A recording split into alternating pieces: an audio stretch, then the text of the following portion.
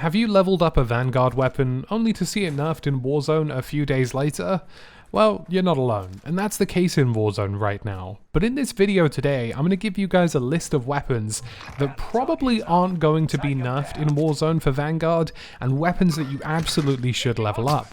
I'm also going to give you guys the tips and secrets to leveling up your weapons fast in Call of Duty Warzone, so you aren't forced to buy Vanguard, because good god, who wants to do that? Now, I've used sort of historical data from weapons that have been meta in the past to kind of predict which weapons in Vanguard won't be nerfed, can't be nerfed, or can only be nerfed to a certain extent, meaning that they're safe bets to level up. So that way, hopefully with this video, you won't be wasting your time with Vanguard weaponry. Now before I dive on into the list, the quickest way to level up weapons right now in Warzone is to go into any kind of Rebirth Island map and stack as much double weapon XP as you can. Pretty much just flat out avoid people if possible, and just complete as many contracts as humanly possible. Every crate you open or contract you complete is a very good amount of XP gain that should level up your Vanguard weapons extremely quickly. If you catch it on a double XP weekend, you might even be able to stack your XP, meaning a 4 times boost in certain areas. If for some reason the evil overlords at Activision allow Raven Software to return double XP to plunder, then that will also be a good option hopefully in the future. The first weapon on the list is the MP40. The MP40 has always held a special place in Call of Duty, and in terms of Vanguard, it's effectively the MP5. It's the gun that will always be Mr. Consistent, and to some degree won't be nerfed. Anyone who levels up an MP40 will find themselves in a good position, and the MP40 can operate as a really good sniper support weapon or a good CQB alternative to a long-range assault rifle. It's compact, it has a good amount of magazine size, it's quick, and it does the job. On the other end of the spectrum, the next weapon to level up is definitely the Vanguard Kar98. Now you may be thinking, well, snipers in Vanguard are a little bit trash, but that's exactly why you should level them up in Warzone, because I can guarantee you for a fact, it's only a matter of time before they receive serious buffs to bring them up to par with weapons such as the Swiss K31.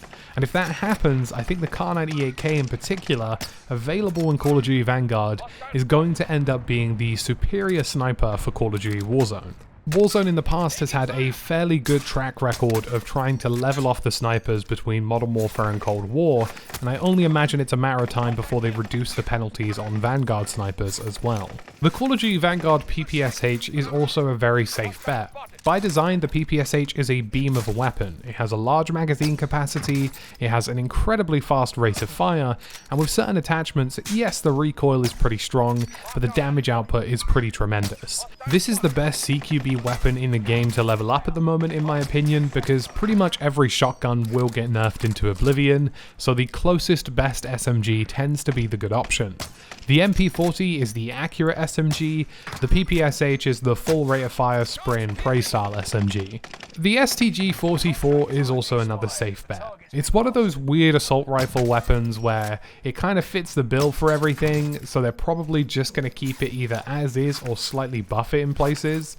I can see the STG being the long-range accurate assault rifle, similar to what the AMAX was in the past. I wouldn't really bother at the moment with any of the other assault rifles in Call of Duty Vanguard, as many of them don't really have an outlook or an area where they fit in properly, and will likely be left in a nerfed or semi-nerfed format. As far as light machine guns go, I think the Bren is a really solid option. I think the Bren is a solid option because by design it has some pretty good characteristics in terms of mag size, in terms of damage output, and although some people have attested that this weapon's overpowered, considering its mobility penalties, it actually is a fairly balanced weapon, and I don't see many changes coming to it.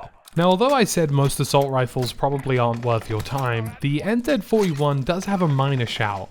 It's not a guarantee and it definitely is a risk, but I can definitely see a future where the NZ41 fills the gap where the Kilo 141 previously exists, being a semi-slow firing, medium damage, accurate output style weapon that isn't anything incredible, but if you value low recoil, could be the weapon for you. Now, those weapons that I've just listed by design seem the most likely to either improve generally speaking or not be nerfed massively in the grand scheme of things.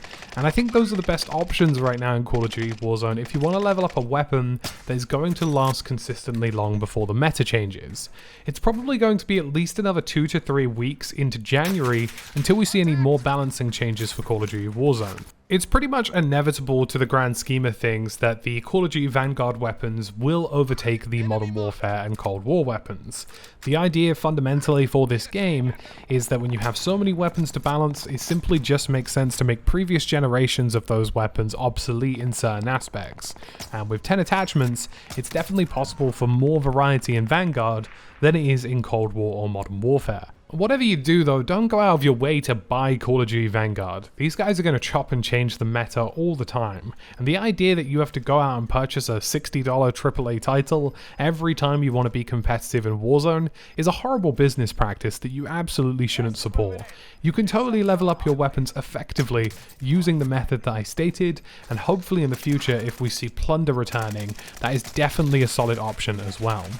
So folks, that's about it for my video today. At the moment, I'm a big fan of the MP40 and PPSH. I tend to run a sniper most often, at the moment the Swiss K31, and sniper support weapons really are my jam.